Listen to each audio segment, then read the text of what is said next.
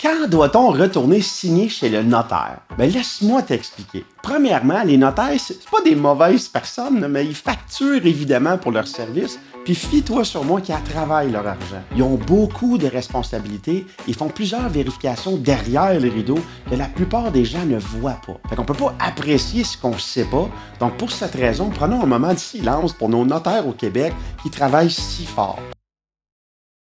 Bon, dans l'industrie du financement hypothécaire, il y a des banques qui offrent la possibilité de réemprunter sur ton acte de prêt et d'autres n'offrent pas cette option-là. C'est quoi un acte de prêt? Tu sais, le document là, de la banque de près de 15 pages à peu près que le notaire te fait signer avec un sceau rouge là, sur la première page, là, celui-là. Mais tu sais, c'est un document qui spécifie entre autres le montant de garantie que la banque prend sur ta maison, puis ça dit aussi si tu as le droit de réemprunter de temps à autre sur cette même garantie-là.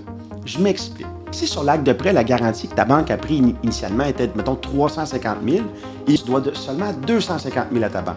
Si tu as la clause de réemprunt sur ton acte, tu vas pouvoir réemprunter normalement jusqu'à 350 000 sans avoir à re-signer un nouvel acte de prêt. Si par contre, tu vas emprunter jusqu'à un montant de 350 000 et une scène, ben la banque, elle n'aura pas cette scène-là en garantie. Donc, elle va te dire, OK, on va te le prêter, 350 000 et une scène, mais à condition que tu repasses devant un notaire pour nous signer un nouvel acte de prêt en notre faveur qui dit que maintenant, on a 350 000 et une scène en garantie sur ta maison. Donc, dès que tu demandes un montant supérieur à ce qui était originalement sur ton acte de prêt, il faut que tu retournes chez le notaire. Ça fait du sens. Autre chose, si jamais tu décides à ton renouvellement de changer d'institution financière parce que tu as une meilleure offre, mais tu vas devoir re-signer un nouvel acte devant un notaire.